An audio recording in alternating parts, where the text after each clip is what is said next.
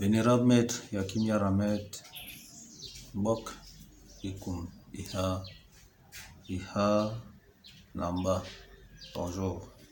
Bonjour. Encore une fois de plus, nous revenons vers vous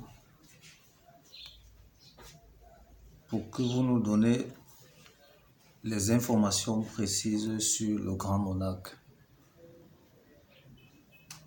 Bon, déjà, il y a le mot grand et le mot monarque.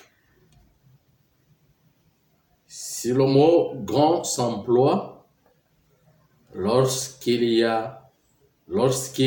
marche avec le mot petit, ça veut dire grand et petit. Donc, il faut d'abord comprendre. Donc, ça veut dire que s'il y a le grand monarque, ça veut dire qu'il y a le petit monarque. Bon, maintenant, il faut d'abord expliquer là d'où vient le mot monarque. La nature n'a pas commencé aujourd'hui.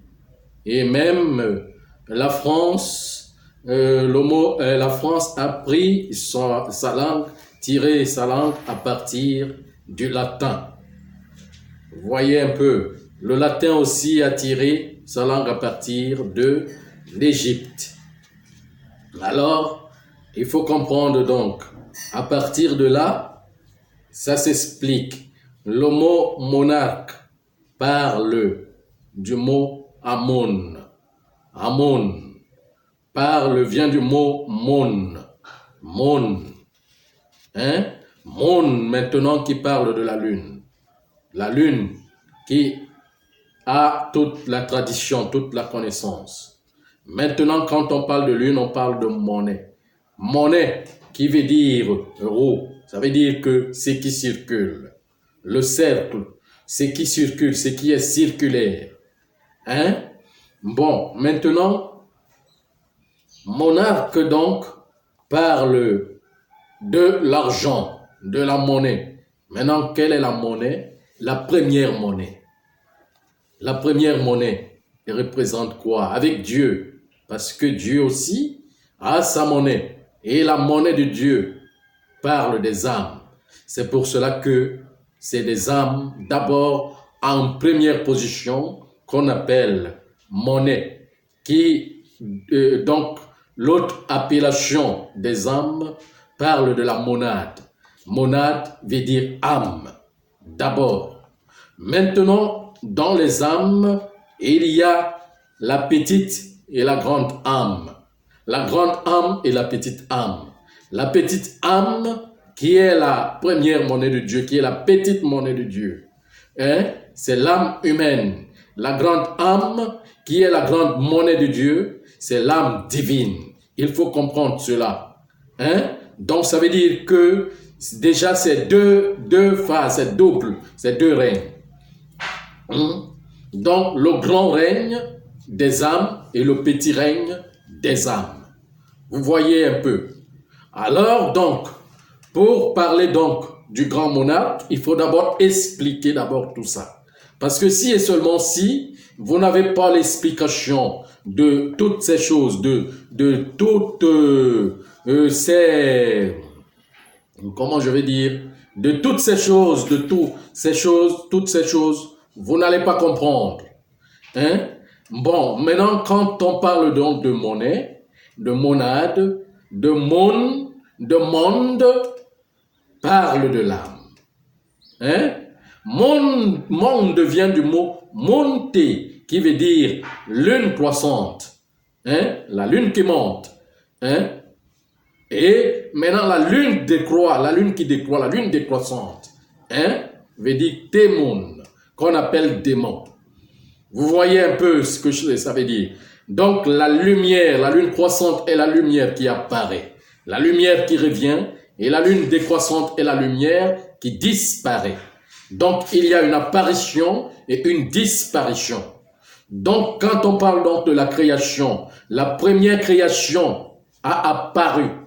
La première, donc ça veut dire que la première essence divine dans l'amon a apparu. Hein? C'est cette première essence qui apparaît. Hein? Maintenant, la deuxième essence disparaît. Bon, je ne sais pas si et seulement si vous allez comprendre ce que je suis en train de dire. Ça veut dire que c'est le grand règne qui crée le petit règne. Hein? La création vient du grand. Hein? Mais commence par le petit. Le début de la création commence par le début, le petit. Puisque la création, c'est la non-manifestation de ce qui était, mais n'existait pas, qui doit, comment je vais dire, venir dans la manifestation, qui doit venir dans l'existence. Vous voyez un peu. Voilà. Donc maintenant, quand on parle des grandes âmes, on parle de la lune croissante. C'est une lumière. C'est la lumière. Donc ça veut dire que l'apparition de la lumière. Cette lumière est existentielle. Maintenant, dans la disparition de lumière, la lumière est éteinte. Ça veut dire que la lumière disparaît. C'est ça qu'on appelle démon, qui veut dire démon. Disparition de la lumière. Dissolution de la lumière. Vous voyez un peu. Pour que la lumière revienne, puisque les petites âmes qui commencent leur développement, hein, ne sont pas chargées avec la lumière. Il faut que ces âmes, petites âmes, se développent pour atteindre l'état de prendre la lumière. Et maintenant, pour la croissance, c'est des grandes âmes qui donnent cette lumière. Vous voyez un peu, c'est des grandes âmes qui donnent cette lumière. Vous voyez ce que je suis en train de dire. Donc, c'est ça d'abord, pour parler d'abord de la monarchie. Alors, là où nous sommes, ce que nous faisons là, c'est de la petite monarchie. Nous sommes des petites âmes, des âmes humaines, des petites âmes. Donc, notre fondation fait la petite monarchie. Nous faisons la petite monarchie. Maintenant, quand on parle de la grande monarchie, c'est toute une autre chose. Ce n'est pas notre école, ce n'est pas notre éducation. L'éducation qu'on a mis ici, l'idéologie humaine, c'est en dehors totalement de l'idéologie humaine. Si les gens veulent comprendre cela, la question du grand monarque, au niveau de l'idéologie humaine, ces personnes, elles ne le comprendront jamais. Jamais. Ça veut dire qu'on peut mettre cette humanité pendant encore même lui donner des millénaires d'années. Elle ne comprendra jamais ce que c'est. Parce que quand on parle du règne, du petit règne, le petit règne a son éducation, totalement, son idéologie, hein, qui est totalement humaine, qui a une petite idéologie des âmes. Et qui rentre dans le commun des mortels. Et maintenant, quand on parle des âmes divines, c'est le commun de l'immortalité, auquel l'idéologie humaine n'existe plus à ce niveau. Hein? C'est la conception, la grande conception. C'est qu'on ne connaît pas, c'est qu'on n'a pas dans la connaissance. Donc cette science que nous avons appris là, n'entre pas dans la grande monarchie. Tout ce qu'on a appris là, tout ce qui est dans les Bibles, les livres, tout ce qu'on a écrit, tout ce que l'humanité a fait, si c'est comme ça que les humains veulent comprendre le grand monarque, ils ne comprendront jamais ce que c'est. C'est idéologisé. Tout cela, même l'histoire, Bible et autres livres sacrés, il y a de l'idéologie. Mais là-dedans. Parce que si et seulement si c'est pour cela que je ne sais pas, je ne peux pas m'expliquer correctement, je ne peux pas expliquer tellement ce que c'est. Il faut que j'apporte la preuve. Vous voyez un peu, il faut que j'en apporte la preuve. Et la preuve est nécessaire, plus que l'explication, parce que je vais me mettre à expliquer cela. C'est pour cela que la théorie du grand monarque est difficile, ça n'existe pas sur le petit monde. Le petit monde ne peut pas l'accepter. Pourquoi? Parce que la théorie du grand monarque incarne déjà l'immortalité. Et pour que l'immortalité vienne, il faut perdre tout. Jusqu'à ce corps physique, il faut le perdre. Et l'humanité ne peut pas entendre parler de la destruction totale. L'humanité ne peut pas entendre parler de la déstabilisation, hein, de son concept qu'il a mis, qu'elle a mis en place dans sa société, qu'il a construit, qu'il a bâti, qu'il a fait. Donc, si on lui parle d'une question de destruction totale, la destruction, ça veut dire que tout cela, toute cette fondation doit partir complètement. L'humanité ne va pas accepter. Donc, cette conception est difficile à comprendre. Pour l'expliquer, pour lui dire comment les choses vont se passer. Vous voyez un peu. C'est comme s'ils vont te traiter, ils peuvent, ou bien ils me traitent comme, par exemple, un pauvre qui est désespéré, qui n'a pas, comment je vais dire, qui est fou. Parce que la théorie du grand monarque, c'est la folie. Complètement, il faut être un fou pour avoir ce genre, cet imaginaire. Parce que c'est l'imaginaire de, comment je vais dire, comment je peux appeler? C'est l'imaginaire de l'homme-dieu. Hein? C'est l'imagination de l'homme-dieu. Hein? Ça veut dire que être capable de dépasser la mort, être capable de dépasser la souffrance, être capable de dépasser toutes les inquiétudes du monde, être capable, donc quitter complètement, enlever, donc ça veut dire que transformer son cerveau totalement. C'est difficile par rapport à ce qu'on a mis, puisque ce qu'on explique, le monde si est comme une, comment je vais dire, une stratégie publicitaire. Ça veut dire que ce qu'on a mis en place, c'est ce qui est. Et ce qu'on a dit aux gens, c'est ce qui est. Il n'y a pas de vérification dans quoi que ce soit. Hein? Et maintenant, on ne peut pas vérifier les grandes choses avec les petites choses. Vous voyez un peu.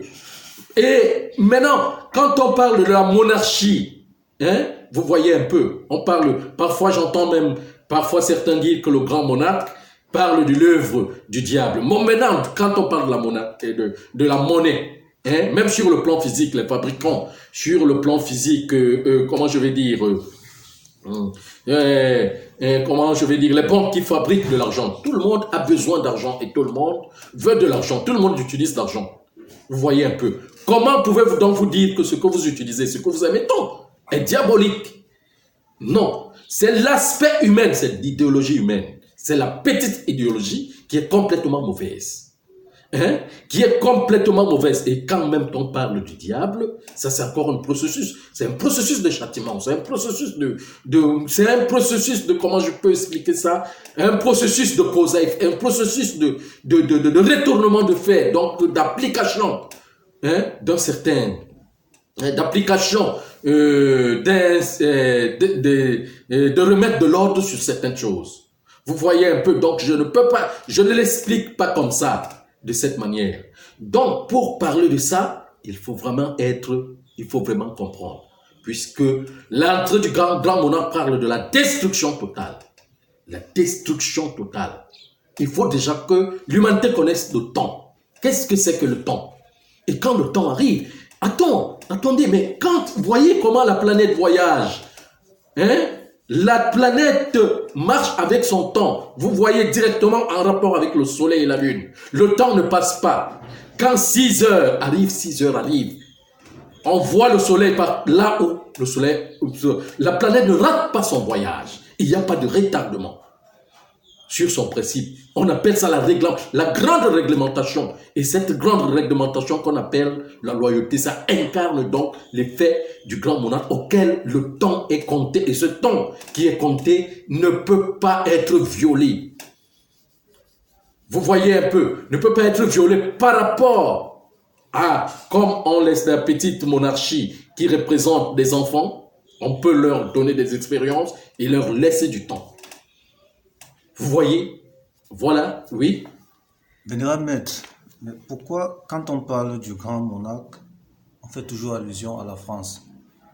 Quel est le mystère qu'il y a entre la France et le grand monarque? Oui, parce que beaucoup de meilleurs, comment je peux appeler, beaucoup de meilleurs contes et légendes sont passés par la France.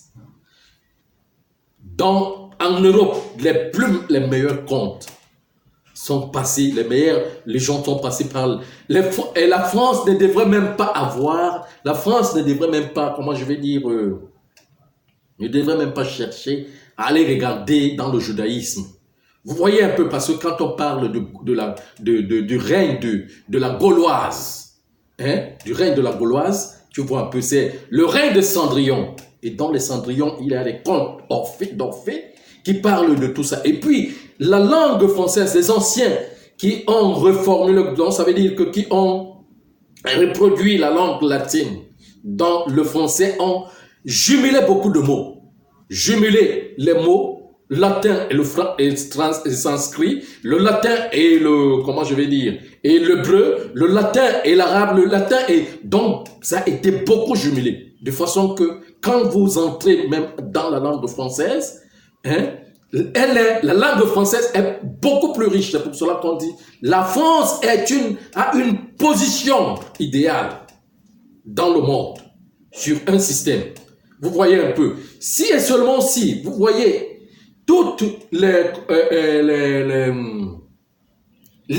manigances du monde entier sont toujours passées par la France.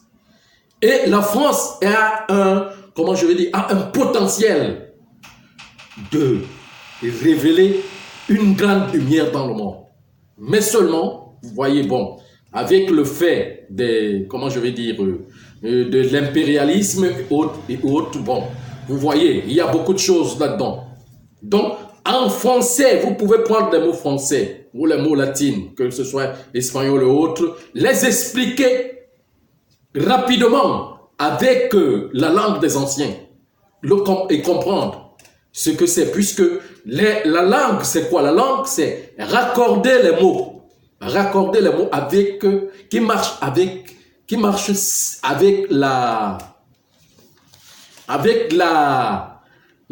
la nomination de chaque chose.